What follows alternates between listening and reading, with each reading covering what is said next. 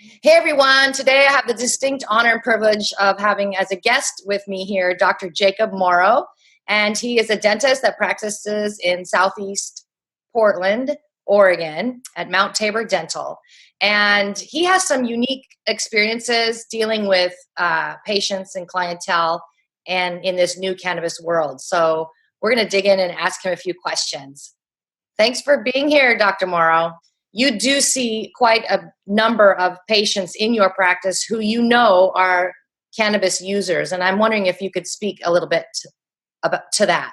Absolutely, yeah. So, I practice in Portland, Oregon. Cannabis has been legal here for a few years now, and I think more patients are experimenting with it and trying it, and it's becoming more common to see patients who admit to it, and I think the cross section of patients who actually use it and don't put it on their medical history forms is probably much higher. So yeah, I think a lot of people are trying it.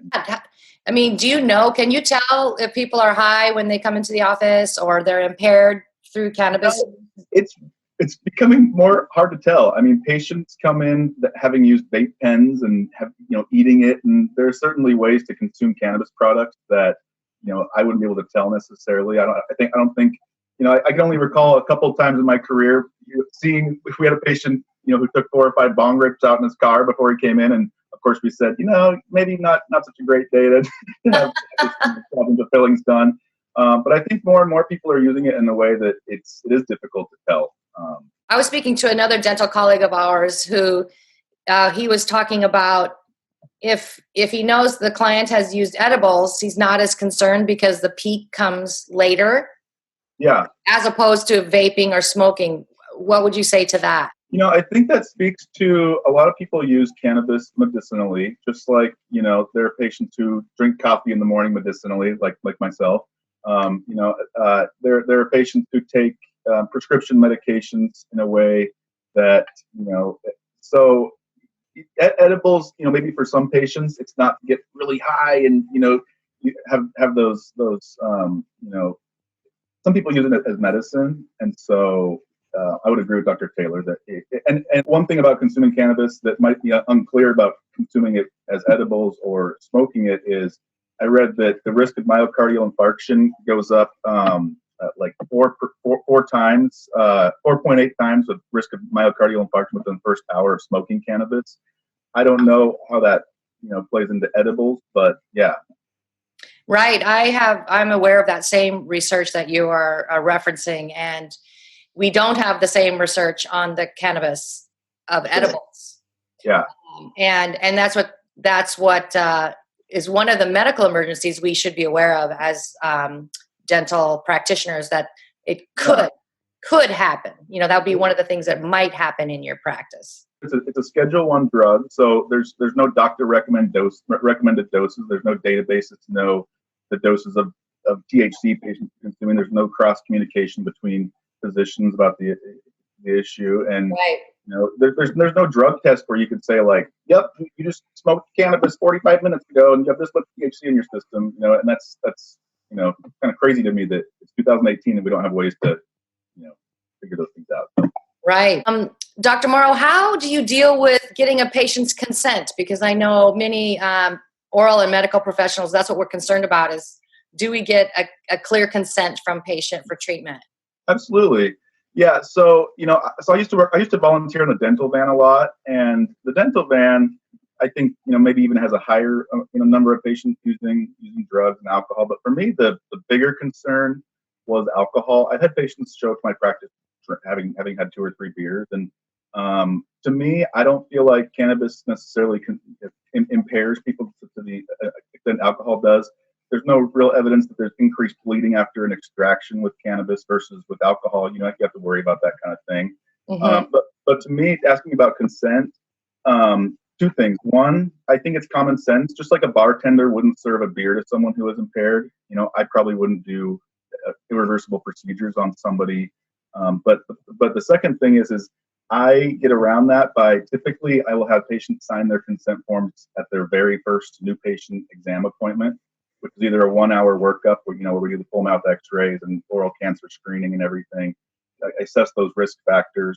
But the biggest thing is when they leave, before I ever put a needle in their mouth before I ever, to put a drill on a tooth. We have their consent at that very first appointment. And if they show any sign of impairment, we make sure to say, here's a copy of your, of this consent form. And the consent form covers, things that I feel like, regardless of whether they're on cannabis or not, they should have a chance to study and know. Right. Interesting. And do you, on your medical health history intake, do you have any questions about cannabis use on your form? No, not specifically. So we ask, do you use tobacco? Yes or no. Do you consume alcohol? Yes or no. And then we say, do you use controlled substances? And then in parentheses, we say, you may tell your hygienist or doctor privately if you wish. And so in my practice, I respect patients' autonomy. Some people don't like putting things on forms. I don't like putting my social security number on forms, for instance. And it's just because some patients would rather tell their healthcare provider, hey, by the way, I do smoke cannabis or I do eat brownies. I like that mindset of giving them the option and the privacy, because I think one thing our profession as a whole, just as our culture as a whole, we have to work at not putting shame or guilt onto our patients who maybe are, imbibing in ways that we are not, or that we never have before, because now it's just become legal so recently. And absolutely. So that privacy, I think that's a really good point of protecting the patient's privacy, but still giving them the option and asking the question. Exactly. The biggest things are things that are kind of common sense. If you're consuming cannabis products, you might have increased risk of xerostomia, dry mouth, and you might eat more carbohydrates. So to that extent, you are more at risk of developing cavities. You are more at risk of. There's evidence. There are studies that show that there are links to periodontal disease and bone loss with cannabis use. And so, and then of course oral cancer. I think every healthcare provider should. I had a physician, Dr. Valerio in Southwest Portland, who looked inside my mouth. I think physicians have a role of looking inside their patient's mouth and saying, hey, you might want to go see the dentist. Hey, you might have this weird looking lesion. Go see a dentist.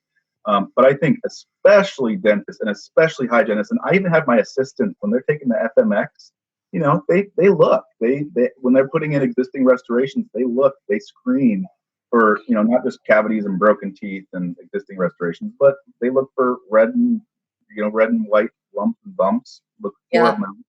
It's important to have 2 or 3 checkpoints, especially when patients smoke cannabis. We keep doing what we can to educate the public and educate our fellow coworkers and oral health care providers. And I want to thank you for what you're doing, because really you're kind of a voice in the desert. I don't talk to a lot of dentists who actually have their policies and protocols in place of what they do for and with the cannabis users in their practice. It's funny. It's kind of like the elephant in the room that nobody wants to talk about. But, this is something, it's been legal, like I said, for, I think it's been, 2.5 years, 3 years? In Oregon, yes, recreational.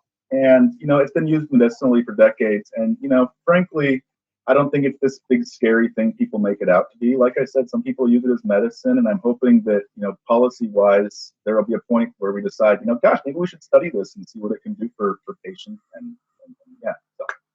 Great. Right. Exactly. Okay. Well, thank you. Until next time, you have a great day.